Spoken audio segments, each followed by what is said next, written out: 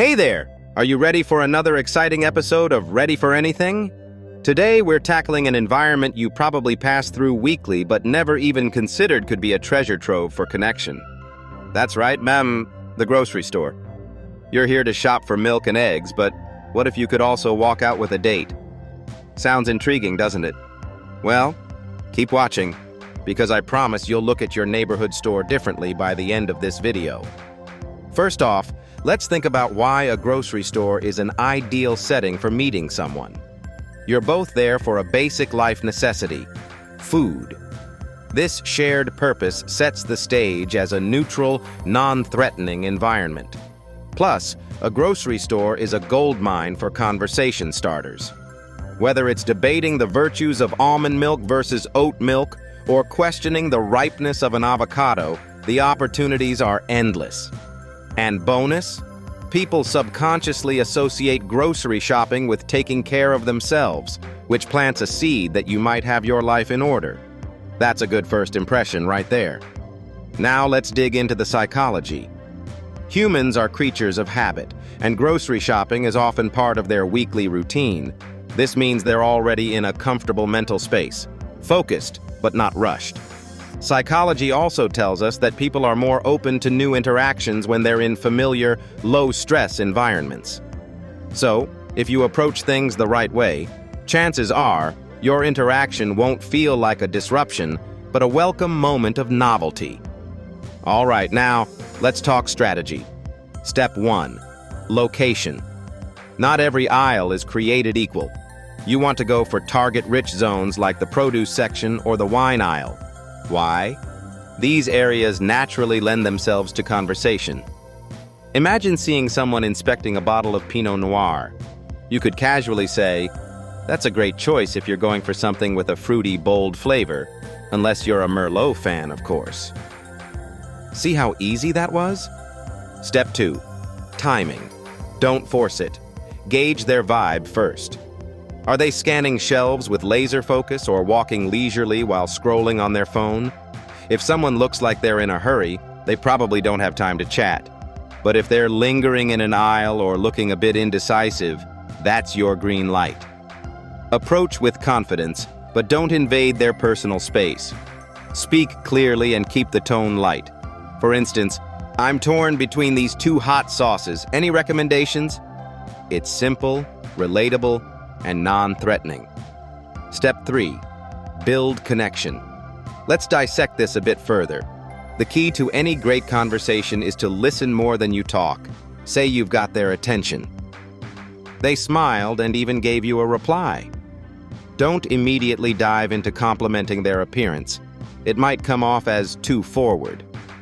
Instead, let the topic flow naturally. If it's the wine aisle again, and they mentioned they like full-bodied reds, you can say, "Oh, then you might love this one. It's my go-to for Friday nights. Ever tried it?" This demonstrates that you're adding value and genuinely interested in the conversation. Step 4. Accept the numbers game. Look, no matter how charming or well-prepared you are, not everyone you approach will be interested, and that's okay.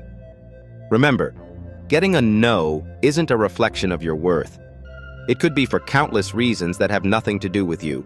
Maybe they're already dating someone in a hurry or simply not looking to meet new people. The point is, rejection is a part of the game. Treat every interaction as practice. Each attempt builds confidence and sharpens your skills. Let's address the elephant in the room: boundaries. Please, for the love of all things decent, don't be that person who doesn't know when to stop. If she seems disengaged, gives short answers, or physically steps back, take the hint and gracefully exit. Something like, "Well, thanks for your tip on the wine. Have a great day." Works perfectly. Always leave the interaction on a positive note. You never know when you might cross paths again. Now you might ask, what if I get her phone number?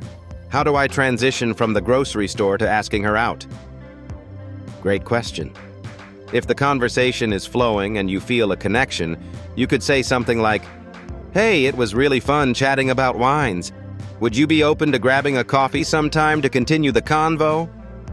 It's casual, respectful, and leaves the ball in her court. And let's be honest, aren't the best things in life those that happen spontaneously? Think of all the meet-cute stories you've heard. Why not create your own right there in the dairy aisle? The key is to strike the perfect balance between confidence and respect. Confidence shows you're self-assured, but respect demonstrates that you value boundaries and social cues. Let's do a quick recap of the do's and don'ts. Do. Be genuine. Compliment the specific choices they're making rather than general physical attributes. Don't.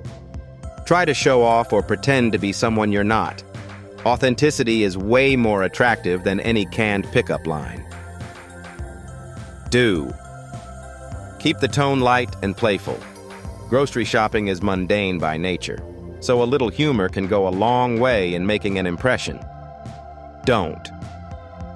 Linger awkwardly if the conversation isn't going anywhere. Know when to pivot or walk away.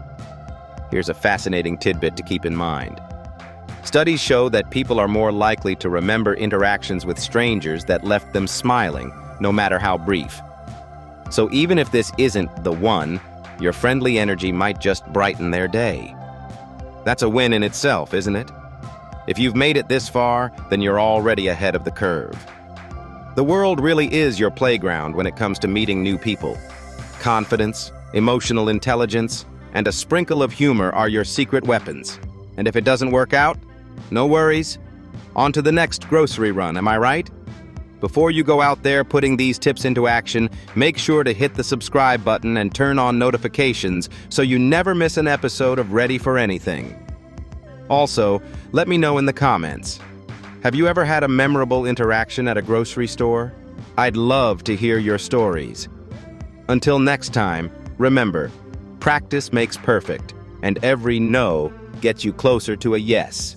Happy shopping and happy connecting.